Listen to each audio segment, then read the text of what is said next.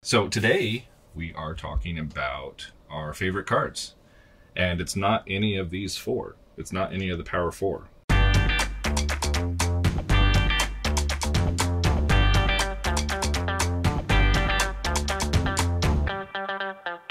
Talking about Wingspan today, it seems like forever that we've talked about it. Oh, yeah. It's not that we've stopped playing. It's just one of our old games now. Yeah, I think between us we have, at least between us, we have 200, if not 300 games. Yeah, we of played Wingspan played. And then I play it online, and I have hundreds, if not 500 games of that archived. But yeah, I mean, it still continues to be one of our favorite go-to games, whether or not it's just between two of us or if we're introducing new players to the larger world of hobby gaming. The Common Raven, Chihuahuan Raven, Franklin's Gull, Killdeer. I think everybody agrees those are the power cards in Wingspan. Neither one of our favorites. It's not even the backup power cards, which are the Mockingbird and the Catbird, that just copy the power cards. I mean, those are good cards, but definitely not the ones I look for. If they happen to pop up, great. But I definitely have other cards that I specifically go for if they pop up. Or in your starting hand. Or I'll take any of these in a starting hand, but they're not my favorites. So none of these. Do you want to start? What's your first one? Sure. One of my favorites here. Not only because it's one of my favorite birds, because we have them around our house, but I like that it's a 2-for-1. So obviously you have to have the food saved up, but when you play... Oh, play a second bird? Yeah. Okay. Yeah, so when you play the Tufted Titmouse, you can immediately play a second bird in the forest. See, that's an odd choice for me, because there's so many birds that do that, play a second bird in your habitat. Yeah, but this one's really cute. And many of those birds have just a single food cost. I mean, that is nice that it's 3 to choose from. It gives you options, so whatever you happen to have is what you can use. I mean, a wild would be better, but it pretty much is. Yeah, all right. I'll go with it. See, what does it qualify for bonuses? It's under 30 centimeters, that's good. Only lives in the forest, that's good. Obviously, it's nest type. Okay. So my first one is also a low-cost one. It's the California Condor. No food cost, can play it anywhere. It's only 1 point, it's only got 1 egg, but it's basically a free new set of bonus cards. Right, which I guess is good because bonus cards can give you a lot of points at the end of the game, and especially if you get this early, then you can certainly accomplish 2 bonuses. Yeah, I mean, there's a lot of things that the California Condor can accomplish in the early game. In the early game, it can fill one of the low efficiency slots, which is the first column. You know, in any habitat, the first column is the least efficient. Right. So it automatically fills that with no food cost, and then you get a new bonus card to work on for the entire remainder of the game. At the end of the game, you can play this for no food cost. At most, it's going to cost you 2 eggs, and then you get a free bonus card with free points. Hopefully, hopefully you've already got something going in that direction. Right. So that's just a matter of a good bonus draw. Yep. So California Condor, if it ever comes up as a draw, you know, I'll go straight for it. And its wingspan is huge. So it qualifies for the over 65 centimeters. That, and we're from California. So yeah, so. In the same vein as, you know, Wendy likes the titmouse because it's cute. It's and we see it in our yard. I grew up saving the California Condor. That was the thing, you know. What's your next one? Number 2. Let's go with... I'm going to go with the Song Sparrow. So really any of the sparrows do this, but the Song Sparrow has a very low cost. I just disagree with all your choices. Ooh, that's fine. So it's a migratory bird. I like the migratory birds again because we were talking earlier about efficiency in your habitat. So like, for example, if I know that I'm going to lay eggs next turn, then I'll move him so that I can get more eggs in my next turn. So it does require a little bit of pre-planning, so you have to know what your next move is going to be. But that's 2 cards that you have that require pre-planning. You don't have to be prepared to play a second. Hey, that's the long game. That's how you win. That's not how I win. That's how I win. All right. I mean, there's a lot of birds that do this. Like I said, this one just happens to be a really low-cost one, so that's a good one to look out for. I've actually had games where I've had multiple migratory birds, which really can up the efficiency of your habitat. Okay, so both of your birds qualify for the under 30 centimeter bonus. They both take a single food to put into play. They qualify for the certainly under 4 points. Yeah, well, and the Song Sparrow can have lots of eggs, so that's good too. At the end of the game. Yeah, I don't like migratory birds. where I play them, that's where they stay. It's very intentional. So my next one is the Baltimore Oriole.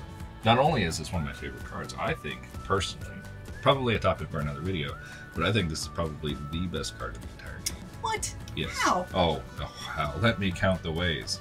One, it only lives in the forest, okay, so it qualifies for that bonus card, right? It is 30 centimeters or less on wingspan, it qualifies for that bonus card. It is a star nest, which means it qualifies for 4 more bonus cards for any type of nest, okay? It eats cherries, that's another bonus card. All players gain 1 cherry from the supply. Well, it gains you extra food, okay, so it makes your forest area more efficient. You know I'm all about cross-habitat birds, that is not this bird. It has a ridiculous amount of points. It's 9 points. Okay, and it is a pretty relatively cheap card. It qualifies for so many. Now, so this is what surprises me though, because all players gain the cherry. Why are you trying to help me? I don't care. I don't care that all players get the food. I care that I get the extra food. I mean, that you get extra food, I don't care. Okay, well I have an answer to that one, because this one's even better, right? So the Rubythroated Hummingbird. Okay, so everyone gets food, but everyone gets to pick the food, which is way better than just getting cherries, if we're being egalitarian here. Well, for you, but for me, I know that I'm getting a cherry out of it, so I'll plan my cards in accordance with getting extra cherries, so I don't care that you're getting an extra cherry because it may or may not fit with the cards that you have. I know I'm in control of them. The Rubythroated Hummingbird and Anna's Hummingbird, they're actually some of my favorite cards that I never play. And the reason I never play them is because I let other people play them. If you see that in the tray, let somebody else take it. Let somebody else play it and let them just give you food of your choice out of the bird feeder. Yeah, but if you control it, you get to pick who gets the food first. And so if I don't see anything in the bird feeder that I want, then I let you go first so it can reset by the time it gets to me. So that's the benefit of playing the card. It's also really cheap, so it's any food. You can play it in 3 different habitats, so depending on where you need the boost, there you go. Listen to her. Everybody play that card, because I don't play that card. I prefer other people play it. There's only 2 circumstances where I will ever take that card. One, it's in my starting hand, which means nobody else is going to get that card, so I'd rather have it in play than not have it in play. Or 2, it's the end of the round and it's going to get recycled, and nobody has taken it, which is extremely rare. Everybody takes that card, and it's good. And it's good for me because it just keeps feeding me food and I don't have to bother with it. No, it's a great card. I agree. It does qualify for a lot. You know, it qualifies for the wild food bonus card, the small bird bonus card. Yeah. It's a color, so it's for. It not only does color, and the anatomy. Photographer does the anatomist. So yeah, I mean it's a good card all around. You should get it and you should play it. It's anyway. Okay, so my third one is the Belted Kingfisher. Now this may be a surprise to you because she knows I hate pink powers. I don't like powers that rely on other people's actions. However, this one is an exception because it is simply when another player plays a water bird and you just get that free fish every single time. And it's got a star for its nest, so it qualifies for that. I mean, this is a great one. You get it early in the game, you know, first draw. Like I will take a draw 1 single card out of the tray action, which I almost never take, if that is sitting in the tray at the beginning of the game. I'll take it. I'll burn a turn just to get that card because you get them in early and you've just got so much fish coming. But what do you want fish for? Just use 2 of them for a wild food. You know? I guess if you just get them all the time. A fish, a fish, a fish. A fish. Fish. A fish. Fish. Fish. Fish. How about you guys? Fish. Fish. Fish. You got it? Alright, so my next one. The bronzed cowbird. So pink action, like you said, you don't really like them, but once between turns when another player takes the lay eggs actions, you get to lay an egg in another bird with a cup nest. You're right. I don't have much to say about that card because the one I chose was the brown-headed cowbird, which is the better version of that card, okay? Because it only takes 1 food to play, does the same exact thing, but it's 30 centimeters, so it qualifies for the 30 centimeters and below bonus card. That's 36 centimeters. Okay, they're both colored birds. Okay, so that's covered. But this does all the same things. It's 2 less points. but you can get them out so much faster. And again, it's a pink power of my favorite card. You know, I don't like playing pink powers, but I'm talking about the other pink powers. You know, the predatory ones. The inferior. The inferior pink powers. These are the power pink powers.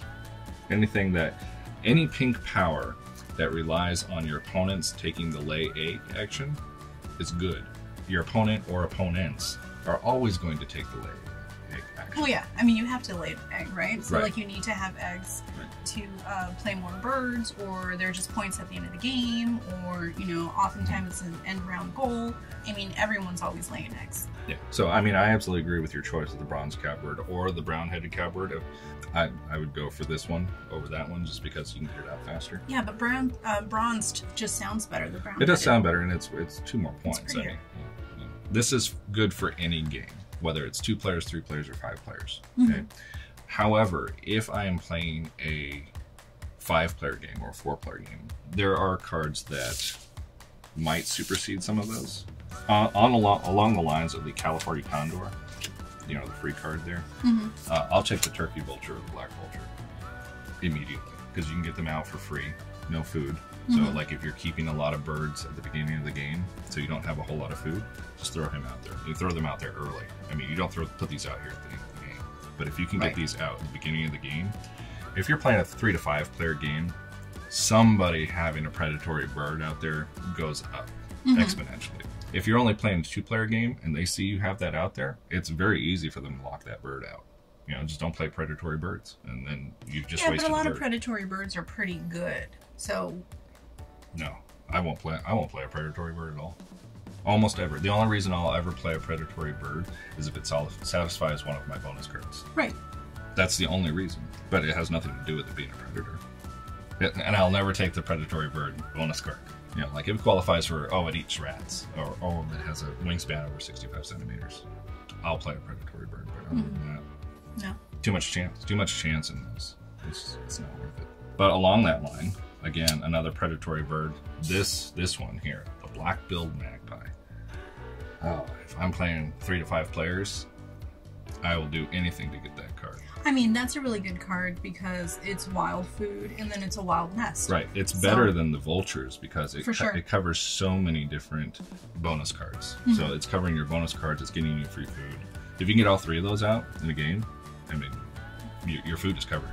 You know, just go for the large one first. Yeah. So those are our favorite cards in Wingspan. This is, I mean, it's the in the base version. I mean, we obviously own all the expansions. We play the expansions too. But when I talk strategy, I like to talk the base version. Because not everyone has the expansions. Well, people play Wingspan in so many different ways. You know, there's always house rules on it. You know, like, people will house rule like Titmouse covers the Anatomist. I'm serious. I mean, that's silly. They do. I mean, the bonus cards tell you specifically what cards qualify. I know, but people house rule it because that's silly. Well, I mean, it's their because game. They're juvenile. If it, they like to have fun. But yeah, I mean, if everybody agrees to it at the table, you know. Okay, fine. Not my table. I don't like to have fun. You know, what can be measured can be improved. So if you're only talking the base game, it can be measured. You can't measure what's happening in the expansions versus what's happening in the base game. You know, they're 2 completely different games, and then the Oceania expansion really, really changes the game. You've got the nectar, all these different points. Base game strategy. I mean, all these strategies they translate into the next games. All right. Well, why don't you let us know what your favorite cards are? Maybe I'll learn something. I will. No. No, yeah, I'd like to know what other people's favorite cards are. I mean, I know a lot of people like the tucking cards. Notice neither one of us chose the flocking birds. So. I mean, they're not bad, but I don't look for them. Yeah, they're okay. They're certainly not my favorites. But if you like to tuck, let us know. Yeah, if you're into tucking, let us know in the comments. Juvenile.